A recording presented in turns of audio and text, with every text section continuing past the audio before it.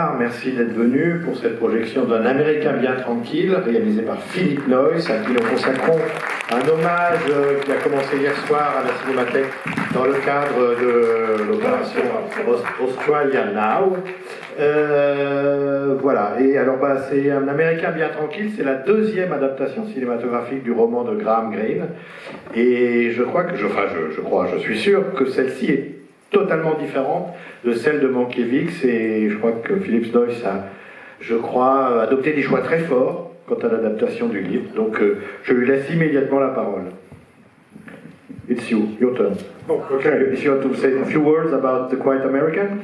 So, I was in Vietnam in 1993, I think, when still there was only oil lamps in Hanoi. And I went to the Ho Chi Minh Museum, and I bought what I thought was Ho Chi Minh's prison poetry.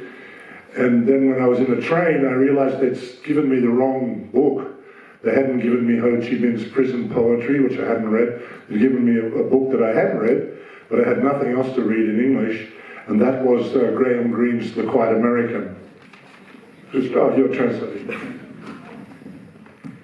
Donc j'étais au Vietnam en 1993 à l'époque, et c'était l'époque des lampes à l'huile, et je me promenais à Ho Chi Minh Ville, et je voulais m'acheter un livre, et je pensais que j'allais acheter un livre de poésie que je n'avais pas lu, et en fait on m'a donné le mauvais livre, et je me suis retrouvée avec le roman de Graham Greene.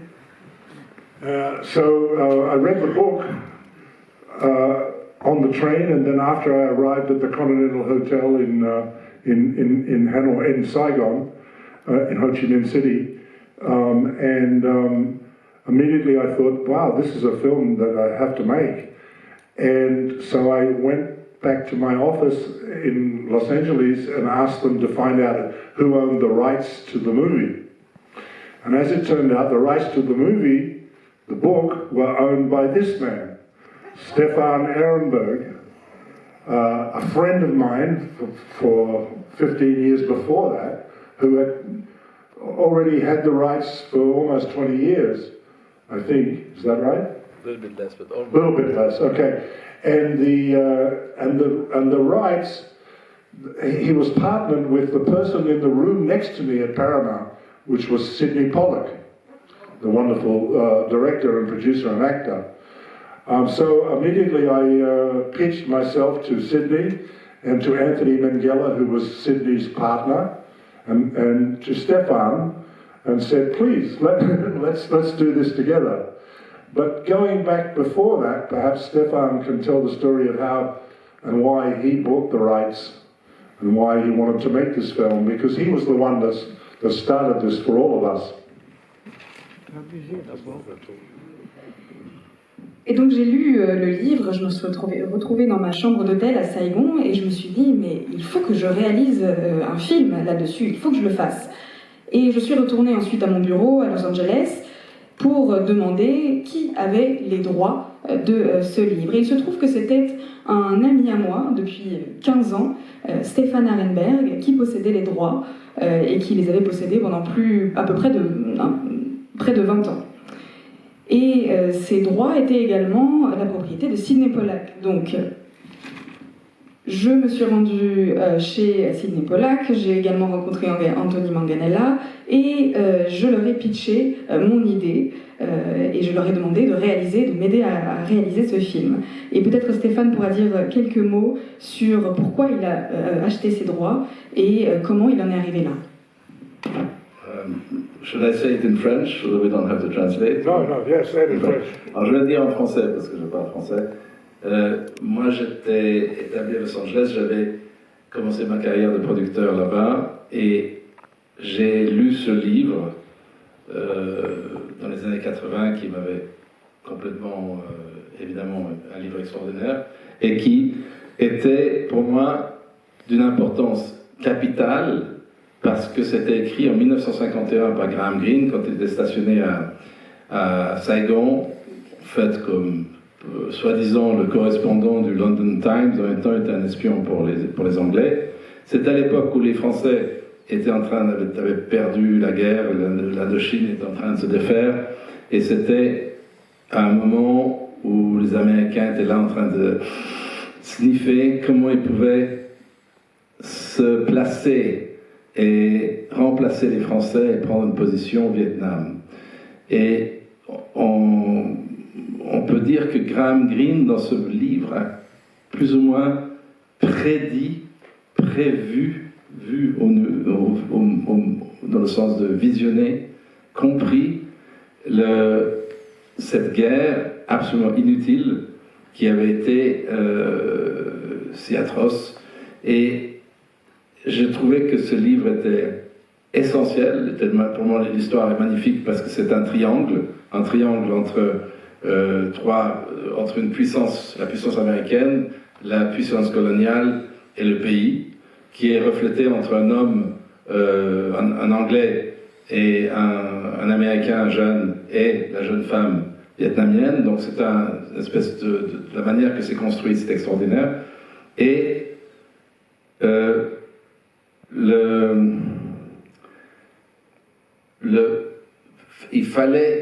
il s'était fait une seule fois en cinéma, dans les années 50, pendant la période de McCarthy, et ça a été complètement détruit par McCarthy. Donc ils ont changé l'histoire, ils ont fait de l'Américain un héros, alors qu'ils ont même pris un héros de guerre pour jouer le rôle de l'Américain, alors que c'était l'opposé.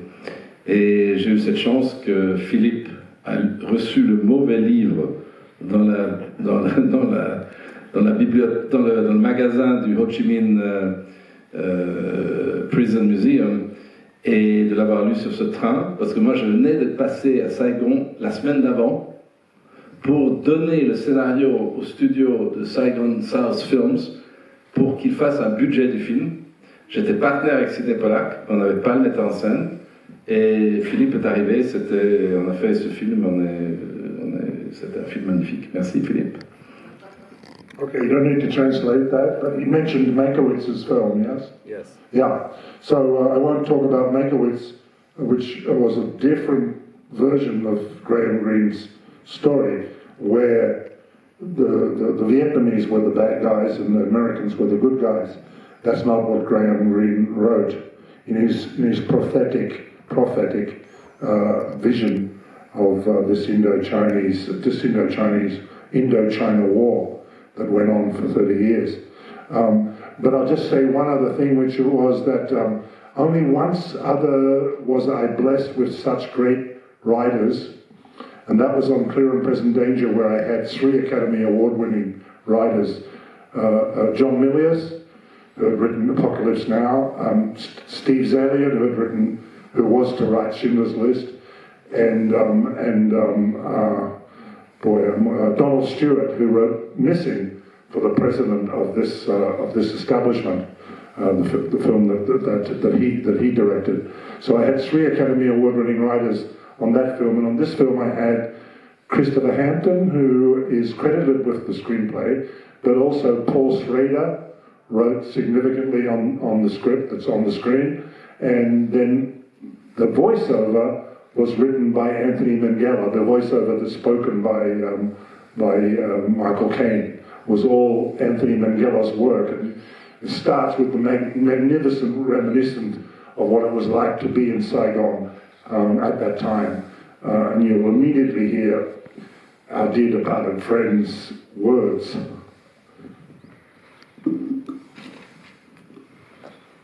Et donc je crois que mon ami Steven a mentionné la version de Mankiewicz, bien entendu c'est une version différente où les Vietnamiens sont les méchants et les Américains sont les gentils. Bien évidemment elle est différente de celle qu'a écrit Graham Greene dans son livre à connotation prophétique, hein, si on peut dire. Et la seule fois où j'ai été aussi chanceux de travailler avec des scénaristes aussi doués, c'était pour Danger immédiat. J'ai travaillé avec John Milius, Steve Zilius et Donald Stewart, qui avaient tous reçu un Oscar pour leur travail. J'ai également travaillé sur ce film avec Christopher Hampton, et en fait la voix off de ce film-là, The Quiet American, est écrite par Anthony Minghella, qui a fait un travail absolument formidable, décrivant très bien la vie à Saigon à l'époque. And one other comment I'd make is that they asked me which film did you want to screen first in the retrospective, which opened last night. And because I'm sensitive to the fact that I cast a Serbian actor to play the French detective, I chose Rabbit Proof Fence. So if you can forgive me for having a Serbian play a French detective in Indochina in 1952, then you'll enjoy the movie. Thank you. On m'a demandé quel film je souhaitais projeter en premier lors de cette rétrospective, et parce que j'ai choisi un Serbe pour jouer un Français dans The Quiet American, j'ai opté pour Rabbit Proof Fence, donc j'espère que vous m'en excuserez. Merci.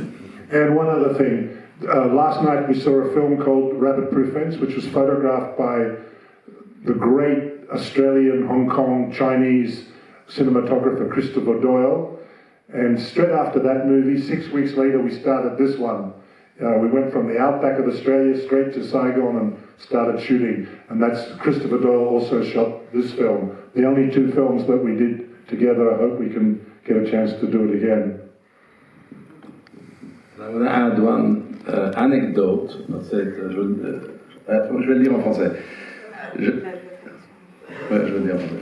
Je rajoute une anecdote parce qu'il y a une chance incroyable comment Philippe Noyce est arrivé à ce film d'avoir reçu le mauvais livre, enfin pas le livre qu'il avait choisi à Saigon quand qu'il a lu ce livre et qu'il m'a contacté. Et moi auparavant, j'avais acheté les droits, j'ai connu Sidney Pollack par hasard quand il était président du jury au Festival de Cannes dans le bar du Majestic. Et on lui a parlé, il nous a invités pour un verre de champagne, on lui a parlé, j'étais avec un ami, on n'avait jamais produit de film, on était juste des novices qui étaient là. Et il nous avait donné sa carte, il a dit si vous venez à Los Angeles, appelez-moi. Bon, quelques années plus tard, j'étais à Los Angeles, je me suis dit, je vais appeler M. Pollack, il l'a dit donc. J'ai appelé, il a pris l'appel, et j'ai dit, on est à Los Angeles, on n'a rien à te dire, mais on est là. Il dit très bien, quand vous avez quelque chose à me dire, rappelez-moi. J'achète les droits de Quiet American, ça a pris une longue histoire, comment les avoir, et ça a pris beaucoup de temps, c'était compliqué. Mais quand j'ai réussi à avoir les droits de Quiet American, le jour où c'était signé, j'appelle Sidney Pollack ma 2e fois, et c'était un mercredi à midi. Il prend l'appel, et j'ai dit, j'ai quelque chose à te dire Sidney, j'ai les droits de Quiet American de Graham Greene. Il me dit, oh, waouh, j'adore ce livre, il est sur mon bureau, donne-moi une semaine. Une semaine plus tard, mercredi à midi, il me rappelle. Mais réellement, mercredi à midi. Et il me dit, I'm in. Tu vas avoir l'appel de 2 tigres qui vont t'appeler, et on va faire un deal. Bien, on a fait un deal, 50-50 pour le produire ensemble. Et on a commencé à développer le film, ce qui a pris du temps, un auteur, un deuxième, etc. Et après, on a eu la rencontre avec Philippe, qui a pris le film en main pour le mettre en scène. Et je voulais faire juste une éloge à Sidney, parce que c'était vraiment The Prince of Hollywood, un vrai gentleman, un homme remarquable, et qui a été fantastique, et qui me manque beaucoup. So, yeah, I'm saying an éloge to him. I'll tell you the story later, the whole story, but I'm making just a little tribute to him because he was such a remarkable man. Yes. And such a gentleman, unbelievable gentleman in Belgium. J'ai translate what you said before, so... Oh, can you translate what I said? Chris Doyle. Chris Doyle. Chris Doyle. No. Par rapport à Chris Doyle, donc qui était à l'image pour Rabbit Proof Fence et pour The Quiet American, donc ces 2 films qu'on a enchaînés avec lui. And one advertisement. On Saturday night we're showing the first big feature that I made, and although it's not very well known, it's actually my best film. It's called Newsfront, and it screens on Saturday night, I think at 6:30 or 6:30, but it's actually the best film I ever made. It's about newsreel cameramen in the 50s, and before Zelig, the Woody Allen film, it uses a lot of archive footage and integrates it into the movie. So it's actually the most interesting film that I ever got to make. So far. L'un de mes meilleurs films jusqu'à présent sera aussi projeté ici dans le cadre de cette rétrospective samedi. C'est Newsfront, il sera projeté à 18h30 et c'est un film sur l'actualité et il se trouve qu'il y a des archives qui n'avaient pas été utilisées avant et je pense que c'est l'un des films les plus intéressants que j'ai jamais fait, en tout cas jusqu'à présent. So we're not going to be here afterwards. Has anyone got one question they want to ask about this movie? Anybody? Maybe I want to say. One question? Qui voit le film pour la première fois? Who is watching the film for the first time? You see? Oh, okay. No questions? Huh? De toute façon, si vous avez des questions, je me permets de vous rappeler que samedi après-midi à 14h30, j'aurai l'honneur de dialoguer avec Philippe Noyce sur cette scène. I'll make one other comment, and that is, you cannot believe as a filmmaker how you felt like you're back in your mother's womb when you have Sidney Pollack and Anthony Minghella as your producers, who are like looking after you, looking over your shoulder, sitting in the editing room, suggesting things, and the writing, everything. It was like, oh my God, I've been born again, you know. And unfortunately, they both died a few years later, both within a few months of each other. It was a great loss to all of us.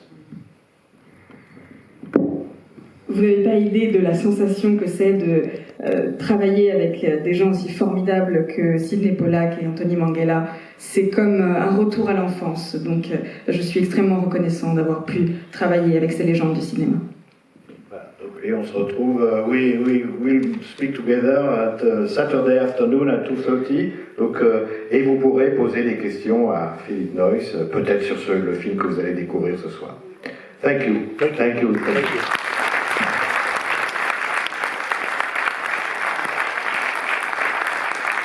So Stefan can't decide if he wants to go and drink with me or watch his movie. I want to watch the movie. Okay, he's going to stay and watch the movie. Okay.